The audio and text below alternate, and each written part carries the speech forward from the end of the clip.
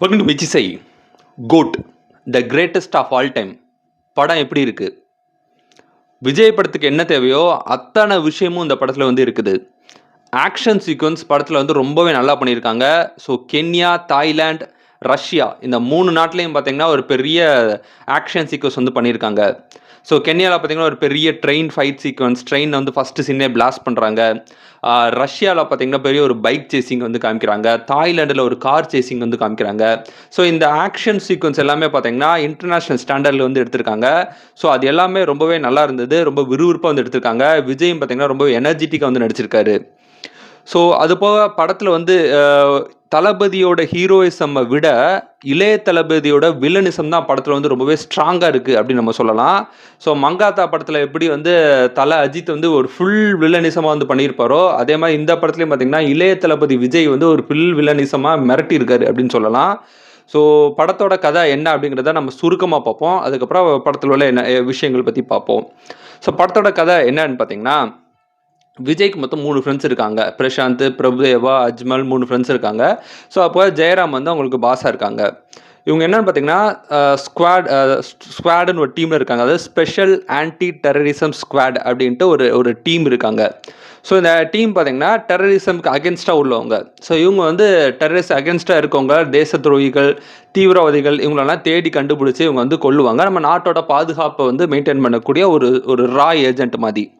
So இந்த agent மாதிரி இருக்கிறாங்க. இவங்க பார்த்தீங்கன்னா இவங்க இவங்க இவங்க எல்லாத்துக்குமே கல்யாணம் ஆன பெருசுங்க தான். ஸோ கல்யாணம் ஆகி குழந்தை இருக்குது இவங்க எல்லாத்துக்கும். இதில் வந்து விஜய் அவர்களுக்கு ஒய்ஃபை வந்து ஸ்னேகா வந்து ப்ளே பண்ணியிருக்காங்க. வசீகரா படத்துக்கு அப்புறம் விஜயும் ஸ்னேகாவும் வந்து ஒரு நல்ல பேரா வந்து இந்த படத்தில் நடிச்சிருக்காங்க. 2 பேருக்கும் கெமிஸ்ட்ரி பார்த்தீங்கன்னா நல்லா ஒர்க் அவுட் ஆச்சு.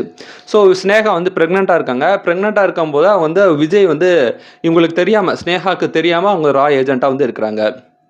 ஸோ ஸ்னேகா வந்து தன்னை சந்தேகப்படுறாங்க அப்படிங்கிறது வந்து ஸ்னேகா சந்தேகப்படுறாங்க அப்படிங்கிறது விஜய்க்கு வந்து விஜய் கிட்ட வந்து சொல்கிறாங்க. ஸோ விஜய் வந்து நாங்கள் ஸ்குவாடில் இருக்கோம் அப்படின்னு சொல்கிறாங்க. ஆனால் ஸ்னேகா பெருசாக நம்பவே இல்லை. ஸோ அதனால் ஸ்னேகா வந்து ஒரு பொண்டாட்டியை சந்தோஷப்படுத்தணும் அப்படின்னு சொல்லிட்டு ஒரு தாய்லாண்டுக்கு வந்து கூப்பிட்டு போகிறாங்க. இவர் வந்து அவரோட வேலை விஷயமா போகிறாரு. ஆனால் அது இல்லாமல் நான் சும்மா டூர் கூப்பிட்டு போகிற மாதிரி வந்து தன்னோட ஒய்ஃபை வந்து தாய்லாண்டுக்கு வந்து கூப்பிட்டு போகிறாங்க. அப்படி கூப்பிட்டு போகும்போது அவருக்கு ஒரு சின்ன பையன் வந்து இருக்கான். அந்த சின்ன பையன் வந்து தொலைஞ்சு போயிடுறான். ஸோ ஒரு பெரிய சேசிங், ஒரு ஃபைட் சீக்வன்ஸ்க்கு அப்புறம் பார்த்தீங்கன்னா சின்ன பையன் வந்து தொலைஞ்சு போயிடுறான். ஸோ அதே நேரத்தில் இவருக்கு வந்து 2வது குழந்தையும் பிறக்குது. ஸோ அந்த சின்ன பையன் தொலைஞ்சு போனதுக்கப்புறம் ஒரு ஆக்சிடென்ட்டில் இறந்து போயிட்டான் அப்படிங்கிற ஒரு விஷயம் வந்து தெரிய வருது. அந்த ஆக்சிடென்ட்டில் இறந்து போனதுக்கப்புறம் அவர் ரொம்பவே மனவேதனை அடைஞ்சு இதுக்கப்புறம் அந்த ஸ்குவாட் டீமில் இல்லை அப்படின்னு சொல்லி அதுலேருந்து வெளியே வந்துடுறாரு. ஸோ அவர் இறந்து போயிட்டான் அப்படின்னு நினச்சிருக்க பையன் வந்து வயசானதுக்கப்புறம் ரஷ்யாவில் ஒரு இடத்துல வந்து பார்க்குறாங்க. அதுதான் இளைய தளபதி விஜய். ஸோ இளைய தளபதி அவங்க பார்த்ததுக்கப்புறம் வந்து அவனை வந்து அப்படியே இந்தியாவுக்கு கூப்பிட்டு போகிறாங்க. அதுக்கப்புறம் இளைய தளபதி விஜய் ஒரு வில்லனிசமாக மாறுறாங்க. அவர் ஏன் வில்லனிசமாக இருக்காரு, அவர் வாழ்க்கையில் என்ன நடந்தது அப்படின்ட்டு ஒரு பெரிய ட்விஸ்ட் அண்ட் ரிவீல்ஸை வந்து படம் வந்து எடுத்திருக்காங்க. ஸோ படத்தில் ஒரு மிகப்பெரிய ப்ளஸ் என்னன்னு பார்த்தீங்கன்னா, கதையை வந்து நம்மளால் ஜட்ஜே பண்ண முடியாது. அடுத்து என்ன அப்படிங்கிற ஜட்ஜே பண்ண முடியாது. ஸோ எதுக்காக விஜயோட பையன் வந்து தொலைஞ்சு போனார், ஸோ விஜயோட பையனை வந்து யார் கடத்தினா, விஜயோட பையன் கடத்தினதுக்கப்புறம் பெரிய ஆளாக்கு அப்புறம் திரும்பி அப்பா கிட்டே வரான். அப்பா கிட்டே வரும்போது விஜய் ஏன் கெட்டவனாக இருக்கான், ஸோ இளைய தளபதி விஜய் ஏன் கெட்டவனாக இருக்கான் அப்படிங்கிறத பார்த்தீங்கன்னா அந்த படத்தோட கதை வந்து சொல்லலாம். ஸோ இந்த மாதிரி சில கேள்விகளோட படம் வந்து எடுத்திருக்காங்க. ஆனால் நீங்கள் வந்து ஒரு நார்மல் யூஷுவல் கமர்ஷியல் பண்ணி படம்னா அடுத்தடுத்து என்ன நம்ம ஜட்ஜ் பண்ணிடலாம்.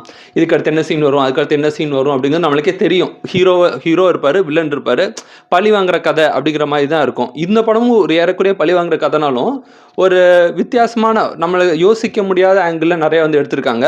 ஸோ அடுத்தடுத்து பார்த்திங்கன்னா நிறைய ட்விஸ்ட் வந்து வச்சுருக்காங்க. ஸோ ரொம்ப நல்லா இருக்குது. பிரசாந்த் பார்த்திங்கன்னா ஃப்ரெண்டாக பண்ணியிருக்காரு. ரொம்ப வருஷத்துக்கு அப்புறம் விஜயோட சேர்ந்து நடிச்சிருக்காரு.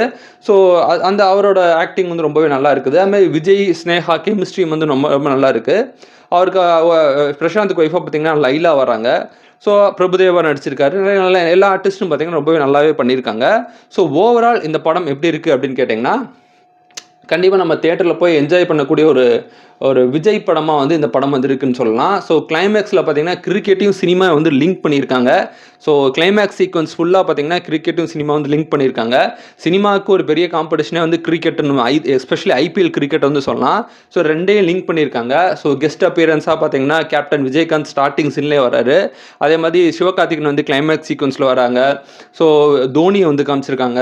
ஸோ பார்த்தீங்கன்னா படம் பூரா நிறைய சர்ப்ரைஸ் எலிமெண்ட்ஸ் வந்து அங்கங்கே நிறையா வச்சுருக்காங்க. ஸோ ஓவரால் படம் எப்படி இருக்குன்னு கேட்டிங்கன்னா, ஒரு ஒரு கம்ப்ளீட்டான ஒரு ஃபேமிலி என்டர்டெயின்மெண்ட், ஒரு கமர்ஷியல் சப்ஜெக்ட்டா வந்து நம்ம இந்த கோட் படத்த வந்து சொல்லலாம். ஸோ படத்தில பார்த்தீங்கன்னா, எல்லாமே நல்லா இருக்குன்னு சொல்லலாம். ஸோ எங்கேயுமே போர் அடிக்காம கிட்டத்தட்ட 3 மணி நேரம் 2 மணி நேரம் 56 நிமிஷம் பக்கம் படம் ஓடுது. ஸோ அந்த அளவு பார்த்தீங்கன்னா, அவ்வளோ நேரம் ஓடுனாலும் எங்கேயுமே தோய்வு இல்லாம அங்கங்க ரொம்ப அழகா வந்து படம் எடுத்திருக்காங்க அப்படின்னு நம்ம வந்து சொல்லலாம். ஸோ வெங்கட் பிரபுவோட மங்காத்தா மாதிரி ஒரு மாஸ்டர் பீஸை வந்து நம்ம அந்த GOAT the greatest of all time அப்படிங்கிற இந்த படத்தை வந்து சொல்லலாம். ஸோ இந்த வீடியோ உங்களுக்கு பிடிச்சா லைக் பண்ணுங்கள், ஷேர் பண்ணுங்கள், மைச்சி இசைக்கு சப்ஸ்கிரைப் பண்ணுங்கள். தேங்க்யூ.